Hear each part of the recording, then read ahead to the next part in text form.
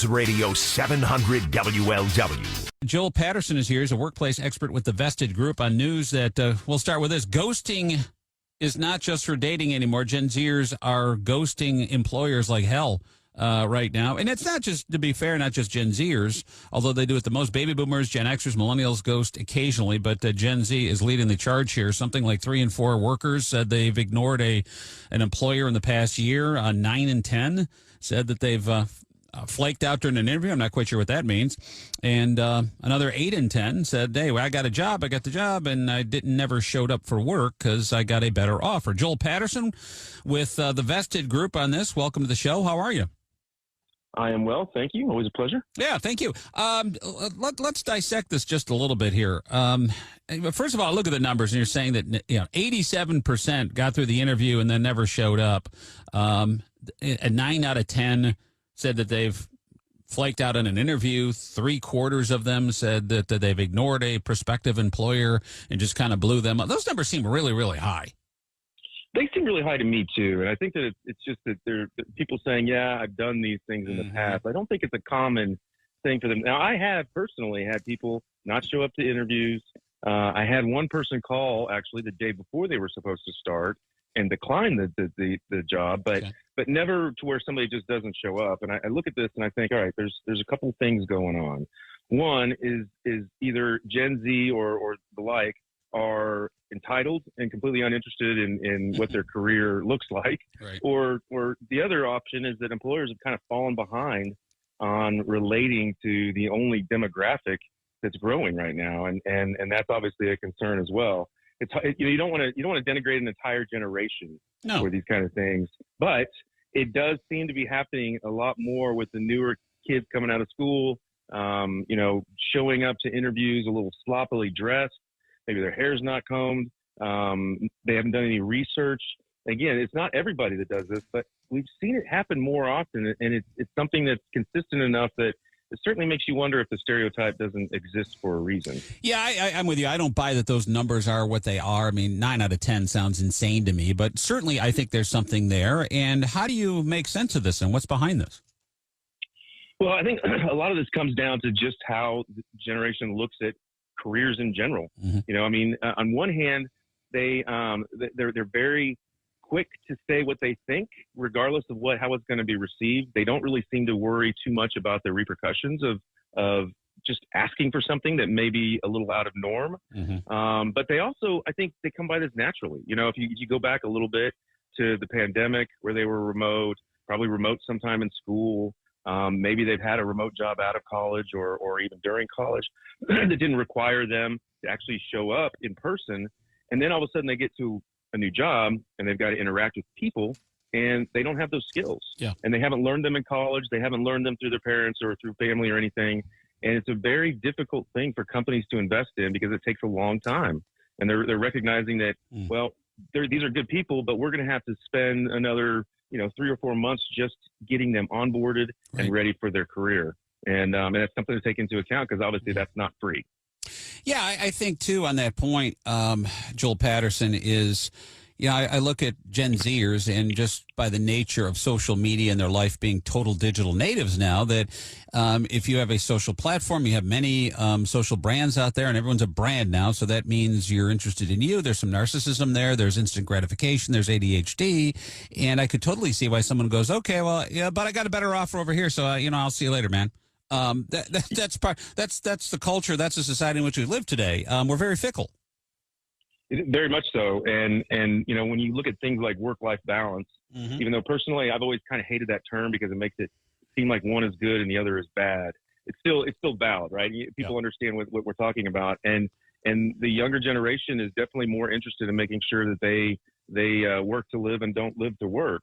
And that's not a bad thing. No. Right? I mean, we can all appreciate that. Nope. And so sometimes there's a silver lining that comes with a little different perspective that they have. I'm a little jealous about that, actually, because, I'm kind of, as a Gen Xer, I'm caught between generations. You take your cues from the baby boomers, but then you see millennials and now Gen Zers.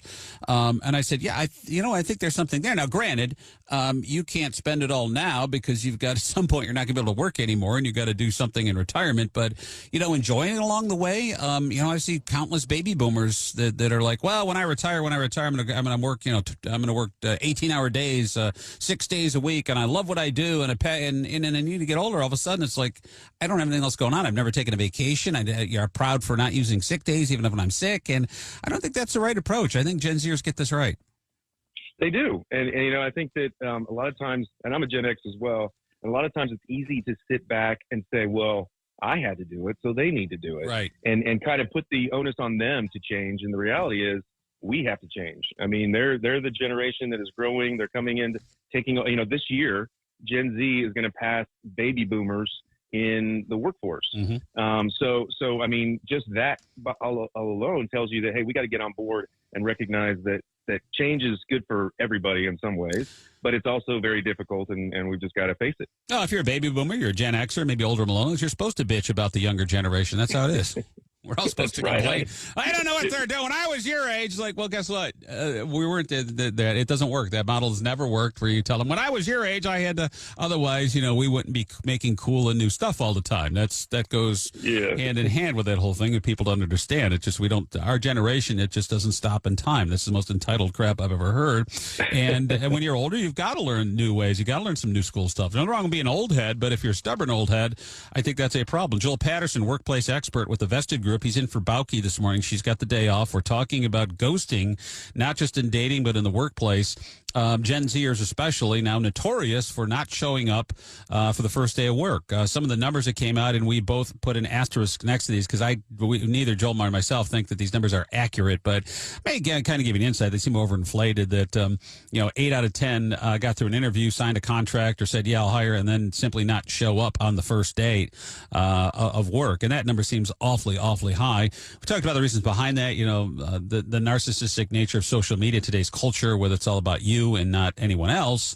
But also, too, I think, if you look at how these younger folks and Gen Zers came up, the older ones may have a recollection of what happened in 2008 with the, with the housing crash and the bubble bursting, and saw people lose jobs. And we saw that during the pandemic as well. And so you're going, hey, you know what? This notion that I'm married to my career for the first 60 years of my life, that's not a good idea. I think they saw that firsthand, because you learn from your parents.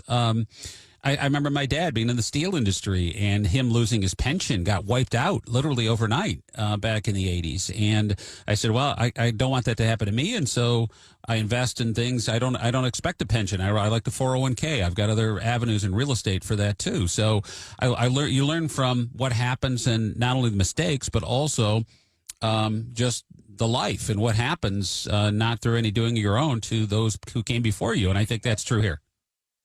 Yeah, I do. I agree with you. And I also think that the perception of companies, of the corporate world, isn't good. I mean, whether it's reality or not, I can tell you that a lot of the business owners that I work with, they care about their people. They want to do what's right for them. They want to invest in their career for them. But the Gen Z group, they kind of look at this and they feel justified in that ghosting situation you were talking about, because they think employers do the same thing to them. Yep. They actually said it makes them feel in charge of their career by just not showing up to an interview or to their first day of job, which is a very strange way to look at it in my mind. But I also think that employers got to take a look at this, and it's not that complicated for them to be able to overcome this if they just do a couple of simple things. Mainly communicate. I mean, that's true in marriage and any relationship you've got, right? But making sure that you're communicating what's going on in the business, what's going on in the interview process, being clear and transparent about what the process looks like, and making sure they understand what the package is, what the benefits are. And then the other thing that I think is really important with the younger crew is make sure that what you do is for work has some purpose. No matter what it is, you can find purpose in what you're accomplishing and how you're contributing to somebody. And that's really important for people. They want to feel like they're accomplishing something and they're part of a bigger purpose in whatever it is that they've got going on, because they don't want to just feel like it's just empty work that they're putting out there every single day. They want to be able to go home and feel good about what they did.